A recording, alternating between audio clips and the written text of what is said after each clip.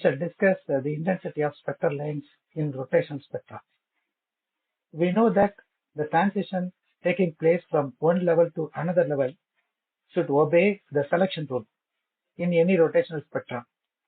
That is, del J equals plus or minus 1, one step up, one step down. Generally, the transition may take place to any higher levels. If it obeys the selection rule, the intensity of the line will be brighter. The intensity mainly depends on two factors, namely number of molecules present in the level and the degeneracy of the given level. Two or more states with the same energy is nothing but a degeneracy, and it influences the intensity of spectral lines. As the J value increases, the number of degenerate energy levels increases. The relative intensity of the line is proportional to the number of molecules that have made the transition.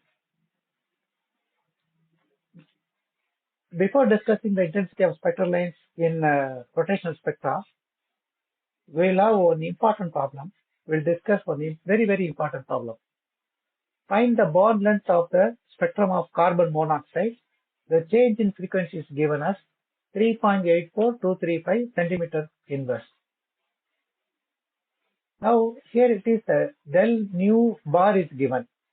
Del nu bar is nothing but the frequency change from 0 to 1, ground state to the first higher level. This is given as 3.84235, which is nothing but 2b. B is the rotational constant. So dividing by 2, that will give us the value of B, which is nothing but 1.92118 centimeter to the power minus 1. We know that the I equals h divided by 8 pi squared BC. We know already. So substituting the value of constants here, h equals 6.626 10 to the power minus 34 divided by 8 pi squared. Instead of V, you can substitute 1.92118. Your C is nothing but 3 in 10 power 10 centimeter per second. Here we have taken the velocity of light in centimeter by second, since d is in centimeter to the power minus 1, and we have obtained the ICO, the moment of inertia of carbon monoxide. We have obtained as 14.5695 into 10 power minus 47 kg meter square. The moment of inertia is mu r square, and knowing the relative atomic weights, so we'll have to find out now. Our aim is to find out r, and we have already obtained I. So we'll have to obtain now mu. Mu is the reduced mass. Mu is nothing but m1 m2 divided by m1 plus m2. So we know that C equals 12.000, and oxygen is nothing but 15.9994, and the absolute mass of hydrogen atom to be 1.67343 in 10 to the power minus 27 kg. So out of these values, we can calculate the masses of carbon and oxygen. So now 12 multiplied by 1.67343 into 10 to the power minus 27 kg will give us mass of the carbon.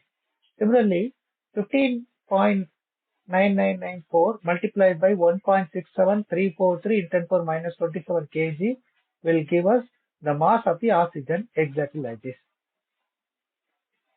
So reduced mass can be calculated using the formula which we know already, m1 m2 divided by m1 plus m2. So which you obtain exactly like this. So we have now I equals mu r squared. So r squared is nothing but I by mu. So which we have obtained as 1.2799 in 10 to the power minus 20 meter squared. So this can be converted into angstrom as RCO, that is the bond length of carbon monoxide, is obtained as 1.131 angstrom. So now we shall discuss the intensity of the spectral lines in any rotational spectrum. Here we are going to consider the relative intensity of spectral lines of the equation as the nu bar, J goes from J to J plus 1, which is equal to 2b J plus 1 centimeter power minus 1. The pure rotational spectrum of a diatomic molecule consists of series of equally spaced lines corresponding to the transitions j equals 0 to j equal to 1, j equal to 1 to j equal to 2, and j equal to 2 to j equal to 3, one step up, and so on. The important factor that decides the intensity of lines will be the number of molecules, which is nothing but population in that particular level that's present in each level. For that, we need to know about the relative probabilities of transition between the various energy levels. The selection rule other than del J, which is equal to plus or minus 1, is forbidden. That is, the transition probability for all these changes is 0. It does not mean that all the spectral lines will be equally intense. For example, a single molecule moving from J equal to 0 to J equal to 1 will be the same as that of a single molecule moving from J equal to 1 to J equal to 2. But here, the different number of molecules move from one level to another. Therefore, different total number of molecules will carry out the transition between the various levels. The intensities will be directly proportional to the initial number in each level. The first factor is responsible for the population of levels is the Boltzmann distribution function. Here we know that the rotation energy in the lowest level is 0. Since J equal to 0, if we have N0 the molecules in that state, the number in any higher state is which is represented as Nj is given by Nj by N0 equals e power minus Ej by Kt. We know already Ej equals BHC J times J plus 1. Substituting the value of Ej, we will get equation 1.39. Here C is the velocity of light in centimeter per second and B is in centimeter power minus 1. It implies that Nj varies with J. For example, taking the typical value, for example, B equals 2 centimeter power minus 1 at room temperature 300 Kelvin. The relative population in J plus 1 state is given by N0. Instead of J, you substitute 1 here. So, N1 divided by N0, which is equal to e power. Corresponding values can be substituted here. So, e power minus. So, we have taken B as 2. So, 2 multiplied by H as 6.63 10 power minus 34 into 3 in 10 power 10 into 1 multiplied by 2 J into J plus 1.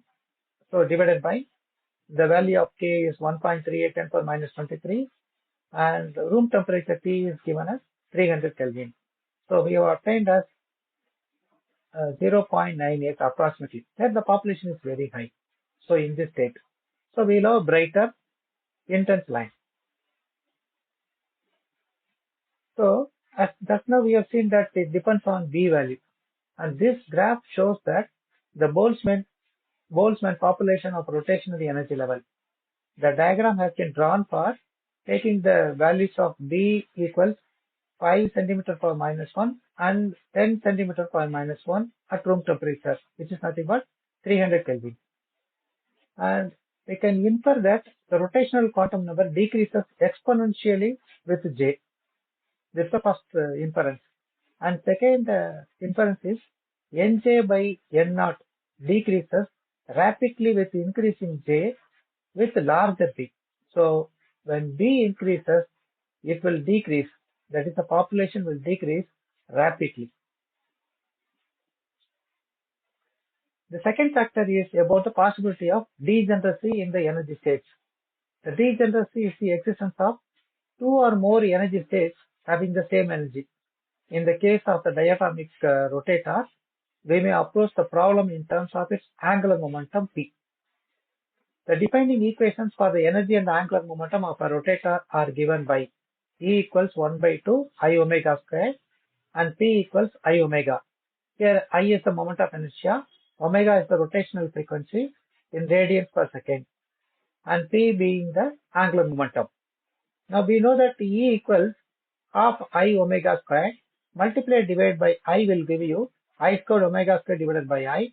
Instead of I omega, we can substitute P. So this will become P squared by 2I and P squared equal to 2EI. Taking the root, that will be the value for P, which is nothing but P equal to root 2 EI, equation 1.42. The energy level expression of the earlier equation 1.41 is nothing but 2E1 equal to Jj plus 1 times h square divided by 4 pi square. And of course, we know that Ej equals J times J plus 1 h square divided by 8 pi squared I. So substituting here in the value here, we can get 2EI equal to J times J plus 1 h square divided by 4 pi square. And hence, we can relate this one is the momentum with the momentum which is equal to P equals root of J into J plus 1 h divided by 2 pi.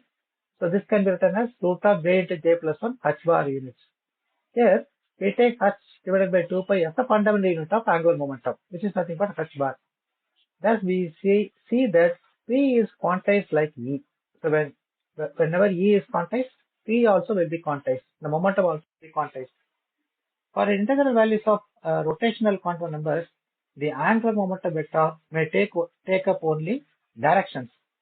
It is exactly given as in the figure. There are, for example, when you take J equals 1, when J equals 1, we will have root of J into J plus 1. So that will become root 2.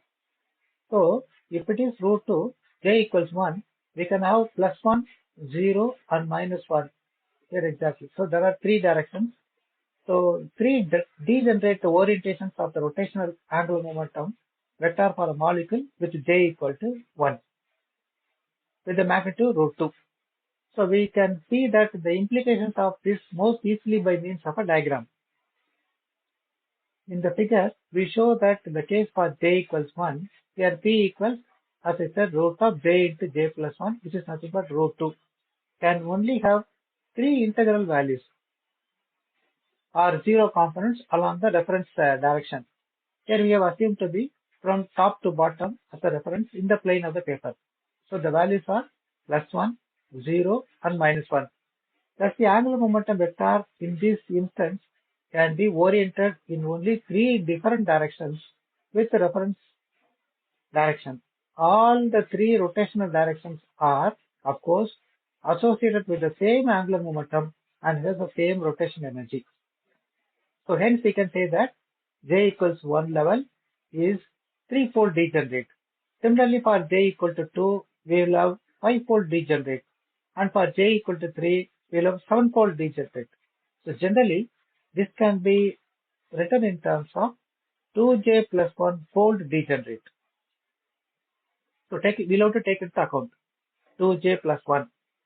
So thus, we see that although the molecular population in each level decreases exponentially, as shown in the equation 1.39, which is given here, the number of degenerate level available increases rapidly with J.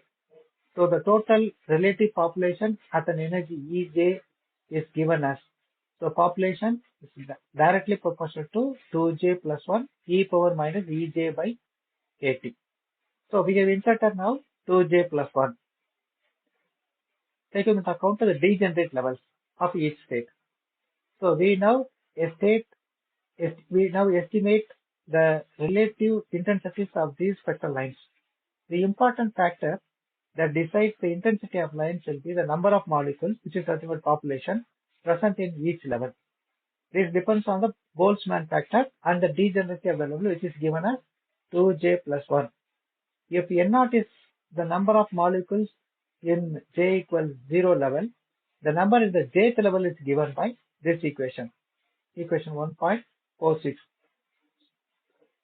So now inserting the degeneracy, taking degeneracy into account, the number actually available in the state is given by Nj equals N0 times 2J plus 1 multiplied by e power minus Bhc J into J plus 1 divided by kT. So to find the value of J for which the population is maximum, so we have to differentiate with respect to J and equal to 0. So this will give us the maximum population for J. So D and J. So we are going to differentiate this equation with respect to J. So now here it is 2J plus 1 is here. It is in the exponential term one J is there. So we will have to differentiate this, keeping this as constant. We will have to differentiate this, keeping this as constant. So first we will keep this one as constant. So N0 2J plus 1. Now we are going to differentiate this. When I want to differentiate this, we will have the same term and differentiating this factor. So we have the exponential term, we have j into j plus 1. That can be written as j squared plus j. So when you are going to differentiate, this will become 2j plus 1. See, other things are constant. So minus bhc by kt times 2j plus 1 plus keeping this as constant, you will have to differentiate 2j plus 1. So when you are going to differentiate 2j plus 1, the answer is 2. So 2 times n naught. So 2 times n naught e power minus bhc j times j plus 1 divided by kt. Now taking the common factor out. See, we have the common terms out. We will have n naught e power minus bhc j times j plus 1 divided by kt times minus 2j plus 1 bhc 2j plus 1 divided by kt. Here it is plus 2. So plus 2 equal to 0. Now this cannot be equal to 0. So we can make this as equal to 0. We will have minus 2j plus 1 bhc 2j plus 1 divided by kt plus 2 equal to 0. Bringing this plus 2 that side, we will have minus 2. Minus get cancelled. So we have 2j plus 1 whole square bhc by kt which is equal to 2. So 2j plus 1 which is equal to taking the root. So we have root of 2 kt by bhc. So we have 2j equals root of 2 kt by bhc minus 1. So j equals 2 kt divided by 4 bhc. You multiply and divide by 2. That will give you 2 times. So we have 2 kt by 4 bhc minus 1 by 2. So j max will be root of kt by 2 bhc minus 1 by 2.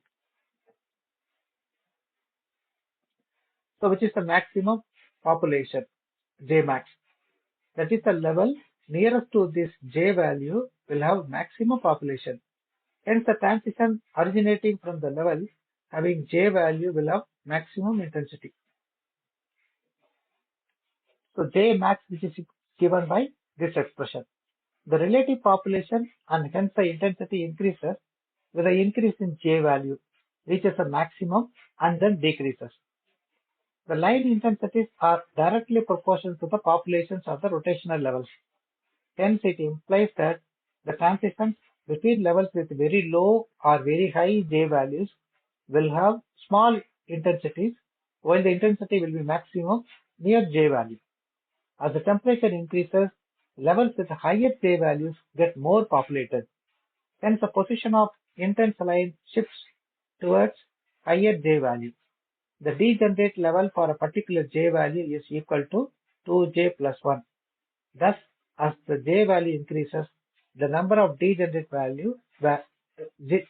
energy levels increases.